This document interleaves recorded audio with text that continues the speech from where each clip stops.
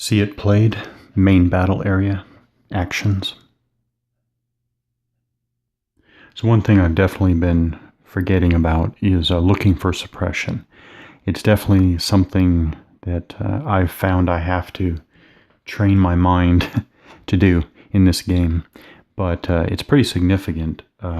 Any direct or indirect fire dice roll that ends in an 8 or a 9 before any modifications produces the additional effect of suppression.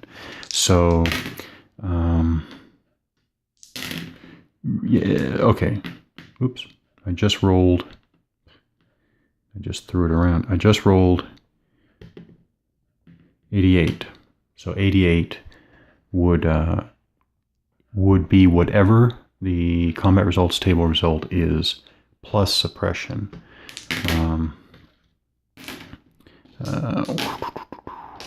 49. Oops. 49. Same deal. Okay. So any direct or indirect dice roll that ends in 8 or 9. So basically we're talking about the ones die. If the ones die is an 8 or a 9, you're also going to have suppression. And suppression means that units may not move during their next eligible movement round, although they may continue to fire at reduced effectiveness. So let's just use, well, let's go back to U.S. combat results table. Where is it? Where is suppressed? There it is. So like if the Abrams unit plus 25 if suppressed, that's fairly significant.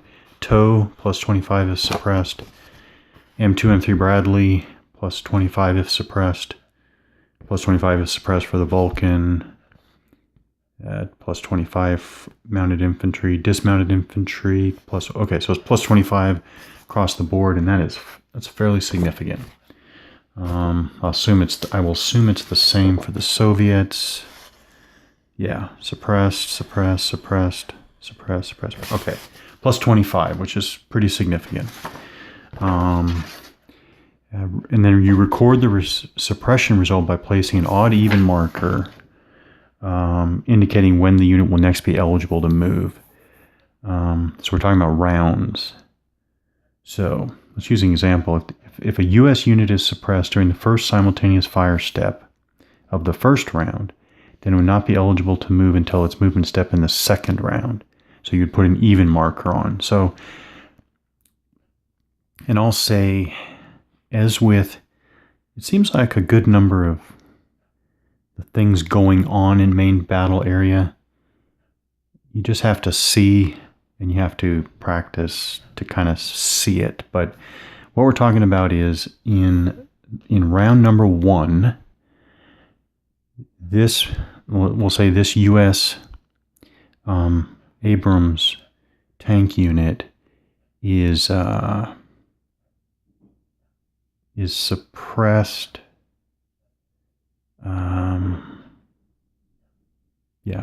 Would be suppressed basically before the U.S. movement phase of this round. Then, when it gets to the U.S. movement phase, he's not moving, and we know that by putting an even. Yeah, this says even there. Remember, these are dual use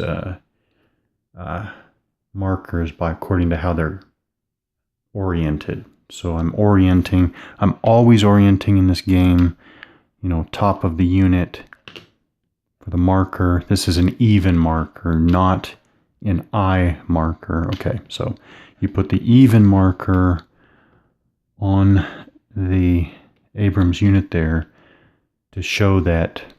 So when you get to, you're still in the first phase, which is an odd round. In the first round, it's an odd round. So when you get to the U.S. movement step, you know he can't move because he's got the even marker on it. Now, when you get around to the second round, you're going to remove the even marker because you remove even markers at the start of step A. Players remove odd markers from units during odd rounds and even markers during even rounds. So at the start of the second round in step A, you would have already removed the marker because round 2 is an even round. So you would take that even marker off, which means that when you get around to the U.S. movement step, he's eligible to move. Okay.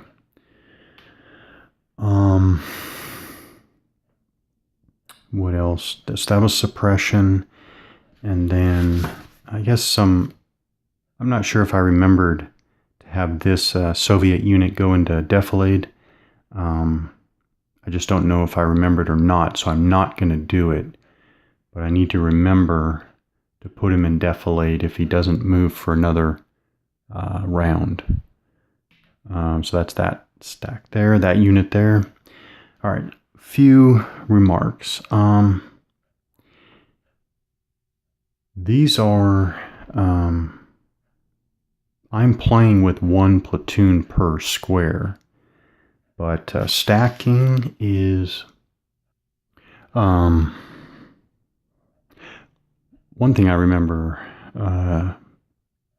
to mention is that I was switching over to Op4 and Blue 4. Actually, no. These are U.S. forces against Soviet forces. I need to remember that, because if nothing else, the organizations are based on U.S. and Soviet. The doctrine that will come in later, not that we're looking at that yet, I can't remember what they're called, but basically your order sheets are specifically tailored to U.S. and Soviet doctrine for the 80s. And most importantly, probably, these combat tables, these percentages for both U.S. and Soviet are supposed to have been researched and generated for, these particular belligerents. So I need to stop saying Op4 and Blue 4. These are U.S. and Soviets, 1980s, German setting. Okay. I should point out, okay, so there is stacking. It's different for each side. So a U.S. player could have, I think, 1 platoon, 1 battalion asset, and 1 headquarters, all in the same area. What I'm getting at here is that, yes, this is the way I'm playing, for sure, is pretty counter heavy. And frankly, I've slowly, gotten over my issue with this. I actually have no issue with, I can't say I have an issue with stacking at all anymore. I don't really, it just doesn't bother me. And as a matter of fact, I like, it's not time to talk about it now, but detailed statuses and changing statuses, even if that means either multiple counters on the board for each unit at one time, or if it means off-map records, I have no issue with that anymore. I did, no longer. So my point is that this whole stack, or here, I'll take Leibold's here. This whole stack is 1 platoon. Now, granted, I'm adding to this. Okay, for example, I'm adding my unspotted star to the top of the unit. Actually, rules as written is this way. You flip it over, right? So you're not using an extra counter, but I don't care for counter flipping if it's not necessary. So instead, I'm adding another counter to be my unspotted status. I'm adding that, and so that strength marker that's the rules as written. Defilade is as written. And I'm adding, again, my little round ticker there to show, for example, 4 rounds. This unit has spent 4 rounds preparing his hasty defensive position there. So again, this is taken from another game. You wouldn't have that either. So 2 added markers I'm using. But still, what do we got here? 6 counters. So it could be 4 with rules as written. And then the way I'm playing, you could have a battalion asset. Of course you wouldn't. Well, you could have different statuses. You could have unit. Well, no. Well, I'll say that maybe 6 more. I don't remember where he is. 6 more counters, maybe for a battalion asset and a headquarters unit. So maybe you could have a stack like that. I don't know how visible that is, but we're talking about a stack like that. Again, it really doesn't bother me anymore, but it is pretty heavy. I guess it's just something to point out. I wouldn't exactly say this is low counter density with respect to stacks anyways. Okay.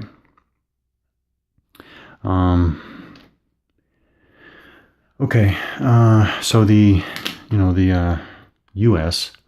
lost an entire Abrams platoon, and really by luck didn't cause any Soviet casualties. That was really, unusual. Probably shouldn't have been quite like that and quite that lopsided at this point. So now we got 2 remaining Abrams platoons going against 2 companies of Soviets. But the question is, what can we do now? It would seem that the momentum would swing to the Soviet side no matter what. So I guess that's how I'm going to play it.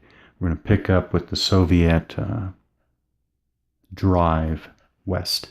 I guess I am all markers removed.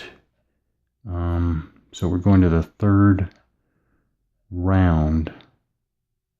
Still second game turn, phase 2, 3rd round. And we're going to go right to, even though there are 11 steps, to 1 round, and there are 4 rounds per phase 2, I mean, if you really want to add it up, you want to talk about the game turn has about 50 steps, if you want to look at it like that. But they actually, when you get going, 50 steps. But there's a fair amount of repetition in there, and stuff actually, you can get into a groove where it's not too hard to forget what you're doing. Okay, so step A, marker removal. Step B, reinforcements. No, step B is indirect fire, which we will be bringing in a future action. And then step C, Soviet movement. So again, we have 1 spotted Soviet. Actually, it's both of them. Platoon there, 5 unspotted platoons. And now we're going to see what, especially with no opportunity fire, we'll see what the Soviets can do to close the distance. Now we're going to focus on having covering units. Okay, we'll see what the Soviets can do with a moving platoon and 2 stationary platoons and unspotted. And the same over here, except this company moved with 2 platoons. 1 stayed in the urban area unspotted but moved. And then the stationary but spotted platoon. And now we'll see what types of fires are traded. I think that it's just the nature of a armor-only meeting engagement that you're going to trade a lot of losses. And I guess we'll see if it kind of comes down to who has the last operating tanks. So now right away, step D, this is a U.S. unspotted direct fire. The 2 remaining American platoons, do they fire now at the moving and exposed units and expose themselves to observation at least. Let's try